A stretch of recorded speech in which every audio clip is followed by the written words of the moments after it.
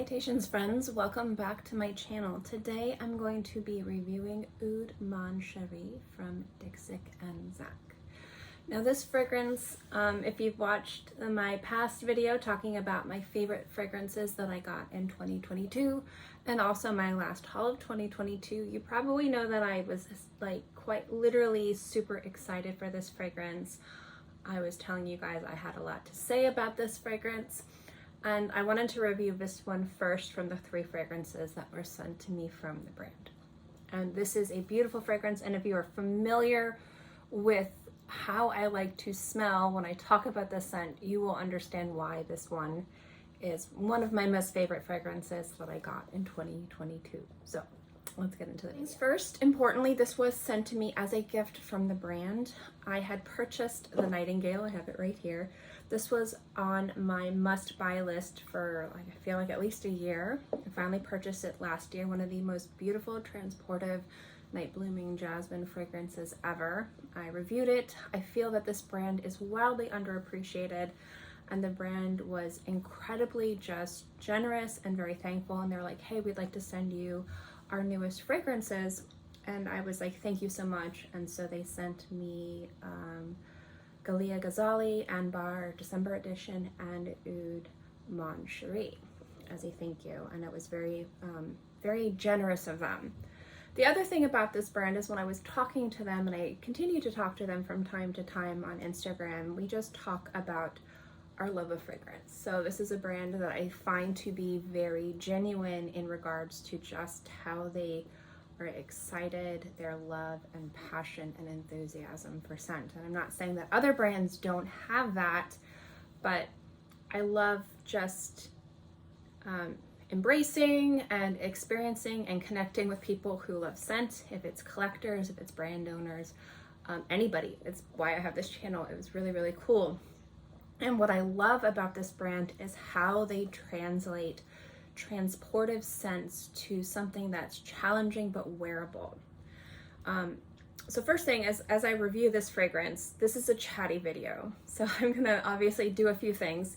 First, if you're familiar with my channel, you know I don't usually look at the camera because I film on my iPad, and my iPad doesn't really let me look at the camera, because if I try to look right there to where it looks like I was looking at you guys, I get headaches, and I've been dealing with like this nonstop migraine for a month, so please forgive me if it looks like I'm looking at myself or like past you guys. It's just that. 2, I get very chatty, so this isn't going to be like, let's break down the notes and then let's talk about how this smells and is it a compliment getter. That's not what this channel is. I'm not a fragrance authority, I'm not educated, I'm not trained, I'm not sitting here telling you that I'm anybody other than a fragrance collector who loves scents and uses YouTube as a way to share my opinion. Some people value that opinion, some people don't. Some people want concise, short videos talking about fragrances. I'm not that channel for you, I'm sorry. But if you want to sit down and talk about fragrance and talk about a very beautiful scent from a house that I find to be very underappreciated, then hello, welcome to my channel. Now, although this fragrance was sent to me for free as a gift, this is the type of fragrance that I love. If you're familiar with my channel, if you're familiar with my love of challenging scents that have very unique but very beautiful and well put together compositions, you guys know that I love oud. I love woody, dry, white florals.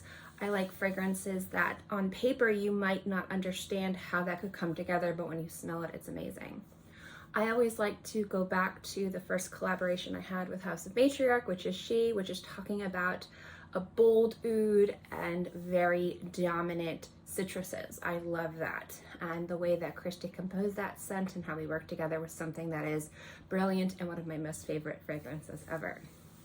And I love things that are leathery. I love things that are dry. I love things that work well in hot and humid weather because I live in the tropics. I used to live in Fort Lauderdale, now I live in Gainesville. And Florida is not known for having very nice weather. Even though people think it's nice weather, it's not. So having these types of fragrances that are very bold and powerful and complex, specifically on notes that might be not as well suited for the Western palette of perfumery. I love it when a fragrance brand really shines a beautiful light on that.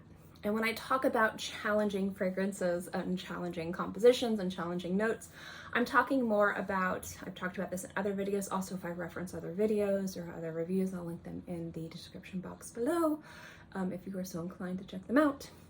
When I talk about challenging, I view that as spicy. So when somebody says, I like spicy food, when I say I like challenging fragrances, somebody's definition of spicy is going to be wildly different from somebody else's. So when I say something is a palatable level of challenging, that would be like you go to the grocery store or you go to a restaurant that isn't well known for having a spicy dish that is unedible, but has a level of heat and warmth that might make you drink some milk or have to eat something that kind of cleanses your palate, but it is something that is not unattainably unable to be eaten or consumed. So think about like a crazy level of hot sauce that has a disclaimer warning on it, or going and getting the hottest sauce at the grocery store. So when I'm talking about a palatable level of a challenging fragrance in regards to people smelling it and then being able to kind of understand that level of challenging, I'm talking about like the spiciest spicy wings from your local restaurant, not those crazy hot sauces that you see on the YouTubes or like the one chip challenge level of spicy. These are very familiar levels of challenging notes that most people might not expect. We're not talking about like your regular designer woody aromatic scents. We're talking about very uniquely beautiful, distinctive ouds, not Western ouds that are watered down but still very beautiful. These are a little bit past introductory ouds, but they're not like crazy unwearable fecal ouds. These have beautiful nuances to them without that barnyardy funk. And I do like that barnyardy funk, but that is not in here at all. So when I say this is challenging, if you like oud but you're a little bit worried about oud, that's kind of like what I'm talking about challenging. But there's something dry and bright and crisp about this fragrance, and transportive and warm, and we're going to get into that. I feel like I've been talking for 15 minutes just getting into this video. That's what I'm saying. Like, I'm a chatty channel. I'm not your concise breaking down the notes channel. From their website, because in order for me to properly kind of talk about this scent and how I feel, I need to let you guys know about their prompt. So first we're going to read their notes. The top notes, there's key lime, bergamot, and jasmine sambac, specifically jasmine sambac. Then at the heart, there's jasmine grandiflorum, jasmine articulatum. You guys know I can't pronounce anything. Welcome to my channel. More jasmine sambac, narcissus flower. I believe that's daffodil. There's tuberose and geranium. The geranium, I think, has a little bit of spiciness in here, which is really, really nice. At the base, you have Hindi chin oud, cedarwood, Haitian vetiver, Mysore sandalwood, and castoreum. Now, they are known for their sandalwood, and goodness, I tried to get their Mysore sandalwood. It was like $500 for, I think, like 30 mil, and it was sold out by the time I was ready to purchase it. But they are known for their beautiful sandalwood, and I adore sandalwood. I've talked about sandalwood as much as I know. I'm not as knowledgeable of it, but I've talked about it in a few different videos. Talked about it in my Menua and Fleur video that I chose an Australian sandalwood specifically for that video. I'll link that below, like I said before, but they are known for their sandalwood. Now, Oud Mon Cheri is basically like an everyday oud fragrance. It is designed to be an everyday fragrance. And this is 30 mil, and it's $170 on their website, and I think you can get it from Lucky Scent for like $180. So this is a luxury niche house. It is a luxury niche price, but it is not an unattainably priced fragrance. So you're not going to be having to spend so much money where you feel like you are being cheated. And what I mean by that is like, although I have no problem spending a lot of money on fragrance houses like Raja and Clive Christian and Xerjoff, a lot of people think, and rightfully so, that that is too much money to spend on perfume. This is an expensive perfume, but it is not an overpriced perfume. You get a lot of value, you get a lot of quality from the fragrance, and it's just very, very beautiful. And you're not, in my opinion, paying for packaging, although the packaging is very beautiful. You are paying for the quality of the liquid in the bottle. That's what you're paying most of the money for. You're not paying for Swarovski crystal caps or opulent stores in, you know, Paris. Their product information when you go to their website. And again, me reading out loud and not being able to pronounce things, this will probably be like nails on a chalkboard. So again, I'm very sorry. Oud Mon Cheri Parfum is an indigenous creation by Dixit and Zak, and an introduction of a day wear perfume that can be worn on any day in all seasons throughout the year. And when I talk about this fragrance, I will specifically get into that.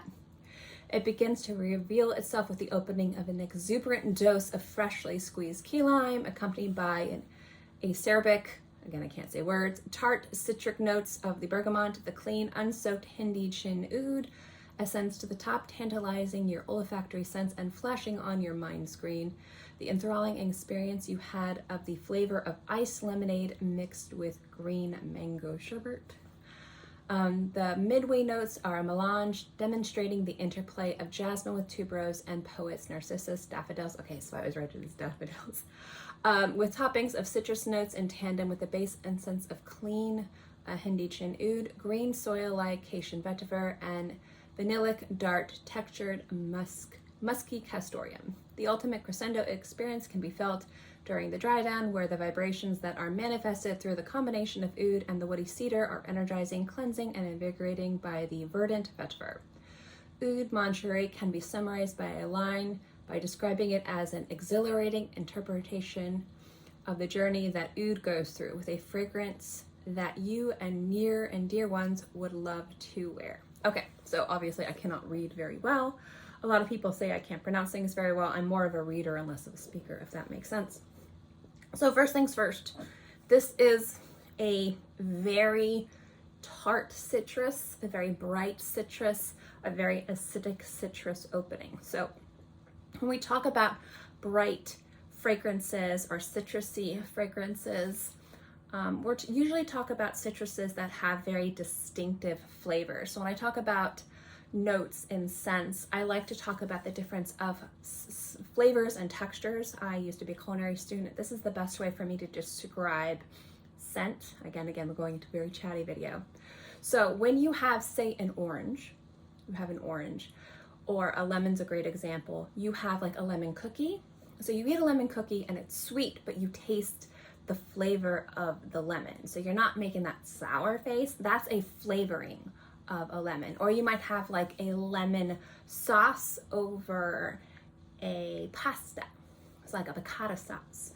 So you taste the lemon, the brightness of the lemon, but if you were to actually bite into a lemon, you make that face from the citric acid. So when I'm talking about the texture of something in a fragrance, or if I'm talking about that the fragrance note in a scent has more of the flavor than the texture of the note, imagine the lemon. So if I say it has a bright kind of sourness to it, imagine that it's more of the acidity of the lemon or the citrus rather than the flavor. So you're not going to make that sour face if you're biting into a lemon cookie, but if you were to eat a straight piece of lemon, you might do that. It's still lemon, but it's going to hit your palate different. Just like how somebody has different notes and how it's articulated in the formula, it's going to hit your olfactory palate a little differently. That's why saying something smells like lemon or bergamot or oud, it's not going to translate unless you know, is it a sweet lemon? Is it going to be a bright lemon? Is it going to, like, that's kind of like why I get very chatty, because that's going to make a huge difference if I say something smells like key lime, jasmine and vetiver and cedar, because that could be translated thousands of different ways depending on how the perfumer and the house kind of articulated the formula. This specifically is bright. It's going to have more of that kind of bright acidity of the key lime and the bergamot. And bergamot specifically can pull a little bit creamy because a lot of people will drink Earl Grey tea with like cream and sugar. So like your mind, you're familiar with this smell of cream and sugar. So bergamot can almost be a creamy citrus for some people, and it can kind of pull slightly lactonic. Not that it's milky, but people can be familiarized with something slightly creamy. And that can work really, really well sometimes. Not in this fragrance though, not that it doesn't work well in this fragrance, but in no way is this a creamy scent. This is a bright, sparkly, kind of acidic opening. And key lime is also a very distinctively scented citrus, flavored citrus, as all citruses are, but sometimes limes and lemons and oranges can all kind of smell the same, but then you'll get a green mandarin, and then you'll get a grapefruit, then you'll get a key lime, then you'll get a bergamot that has very distinctive nuances to its smell, just like it has very distinctive flavors, and those pair really beautifully with specific ouds and specific woods and specific florals. Obviously, jasmine's very specific, tuberose is very specific cedars, specific, obviously sandalwoods where they're grown in the world. These are all very specific choices that are made to create this. As a wide variety of other fragrances out there, but they all come together to create something that's very beautiful. Now, when the brand reached out to me, this was the fragrance that they were most excited for me to try because they knew about my love of white florals. I love white florals. I adore white florals. White florals in any way. The dated, super musky scents from like decades ago, the new, bright, more modern, kind of minimalistic fragrances, the more, I would say, opulent ones that kind of smell rich and indolic. I just love white florals. I can see why people don't like white florals, but I just love them. And jasmine specifically holds a dear place in my heart. And the nightingale, to me, is a beautiful night blooming jasmine fragrance. Now, night blooming jasmine is different because it has that kind of chunkier, animalic, kind of almost a muskier aspect to it. Although I do love its creamier, you know, cousin, so to speak, sister, but I'm in love with the night blooming jasmine. It's almost a little bit spicier sometimes, like almost a gingery, meatier spice. And that plays beautifully in this fragrance. And that's why they were excited for me to try this one. They're like, we know that you love white florals. We think this one's going to really sing to you, and it does. But what got me really excited was just how everything interplayed together with this scent. Specifically that it's not playing one note. So sometimes fragrances, when they come together, it's like if you go to a concert or an orchestra, there's the symphony where you can't really make out these specific instruments, but everything comes together to be brilliant and beautiful. And then sometimes you'll go and you'll hear the percussion, you'll hear the wind, you'll hear the little cowbell solo in the distance, and you can pick up individual things, and that's beautiful too. And depending on how the perfumer and the house wants to interpret their fragrance, do you want to pick up the distinctive nuances of the vetiver? Do you want to pick up the distinctive nuances of the tuberose? Or does everything need to commingle together? That's just how the perfumer wants to interpret their fragrance. It does not mean a fragrance is bad or good if it goes one way or the other. It's just the ride that the perfumer wants to take you on, the nose wants to take you on. And this to me is more of a kind of linear scent that does have a few little tricks and treats for you as you go. So it opens up very bright, slightly acidic. You're gonna smell more of the key lime in the opening, which is going to last for about 15 to 20 minutes. And then it's gonna soften and mellow into more of a bergamot opening with this beautiful, very clean, crisp, but still very distinctive oud. This oud is very aromatic. This oud is very grounding. This oud is very beautiful. This has all of the gorgeous, distinctive, unique characteristics of ouds that people can be intimidated by, except for the funky barnyard fecal aspects of oud that a lot of people enjoy, myself. But this is not a westernized oud either. This is not a almost watered down oud or an introductory oud. So if you're familiar with the ouds that you might smell in designer fragrances, or more introductory, easy to understand scents that are beautiful and I love, do not get me wrong. This is going to be like kind of the next step, and that's fine, because I think that you don't have to like one or the other. I'm not saying that you have to take off your training reels and go to the insanely funky ouds. You can find that one that works for you. You can be comfortable with whatever you want. But a lot of people want to kind of experience what oud can be past the almost slightly watered down westernized version of it, and this is glorious. Absolutely glorious. It's aromatic, it's beautiful, it's distinctive, it's grounding. There's something about it that has just the right amount of what you would expect on your skin without it being, again, funky, fecal barnyardy. And that's something that I really genuinely enjoy. Now, this is balanced beautifully with a very dry, grassy, earthy vetiver. The vetiver doesn't smell damp, it doesn't smell vegetal, it doesn't smell earthy in a way that smells like damp earth. But I do love that vetiver can smell a variety of different ways. It's one of my favorite notes. But what I do love about this is it's more dry and grassy. And that works really well with this beautiful, distinctive cedar. The castoreum, again, is adding the little bit of funkiness to this fragrance, actually. If this fragrance has any bit of funkiness to this scent, it's from that, not from the oud. And I think that balances everything really beautifully. But what I love about this is when the florals come out, it just smells gorgeous.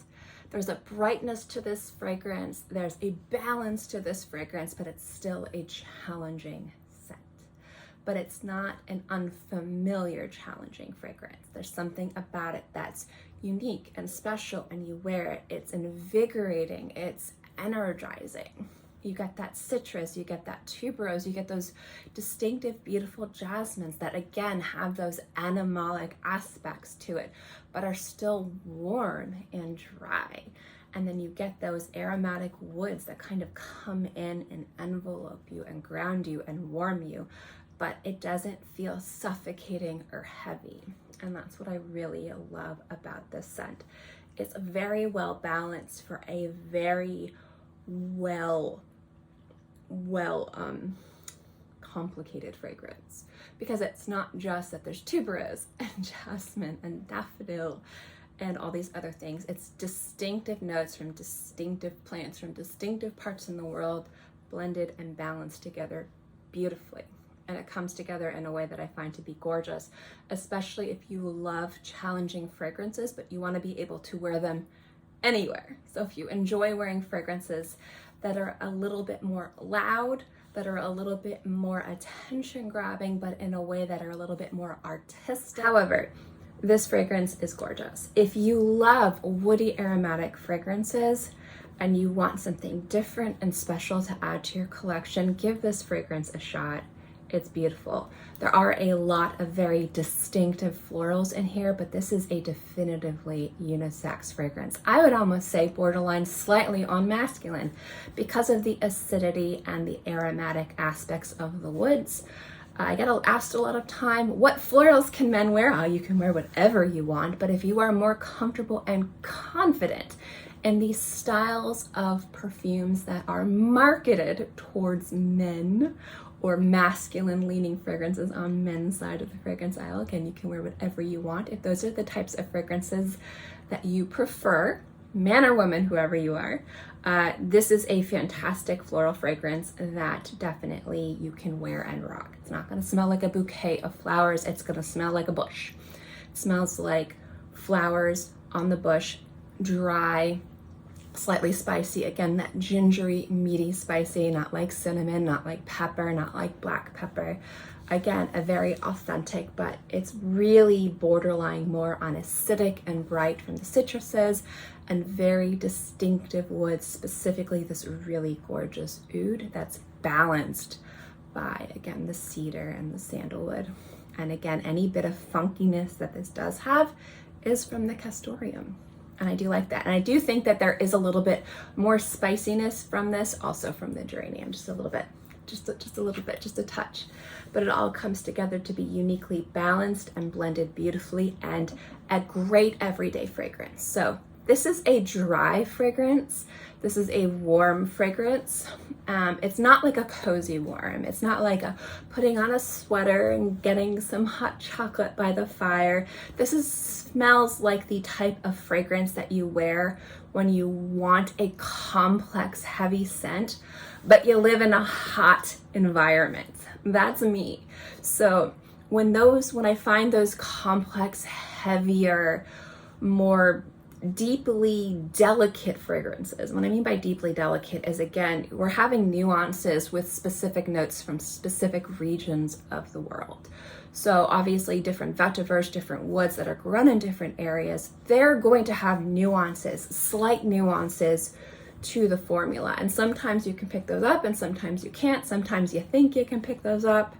Sometimes you really can't.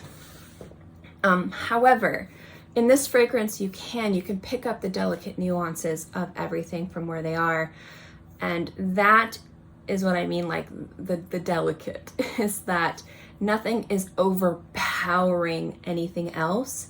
So the smart decisions that came from specific deliberate choices in the ingredients you're able to appreciate. So it's a delicate balance, but it's still a very complex and heavily deep fragrance. There we go. But because this is a very complex fragrance, a lot of times complex, heavy fragrances can be overpowering in hot and humid climates, but this actually sings in hot weather. So this is a fragrance that can definitely be worn in summertime in heat and humidity, but because it is heavier and aromatic, it also is beautiful in cold weather. And because I live in Florida and the weather here is bonkers, it's been both 18 degrees and 90 degrees. So I've been able to wear this in a wide variety of different environments since I've gotten it, and it's worked amazingly every single time. So I can definitely say this is an everyday scent. There's something also about it that smells very casual, but can also smell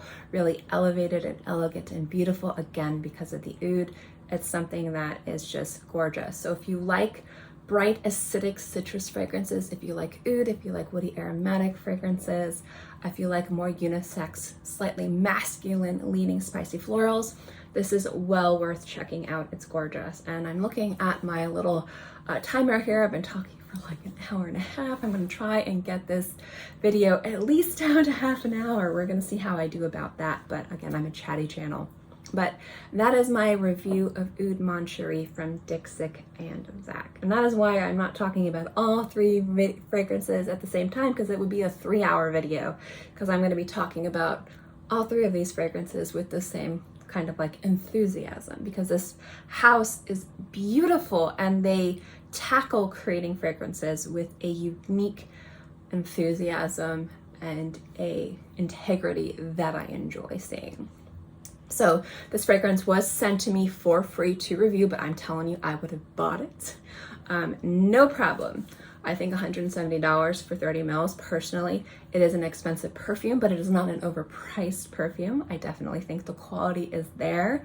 I will also say that when it comes down to projection and longevity, you're getting moderate projection. So this isn't an insanely heavy fragrance that's going to suffocate, but it does have a nice kind of aura around you, and it does last on the skin for about 6 to 8 hours. So I will say it does have a nice performance in regards to projection and sillage.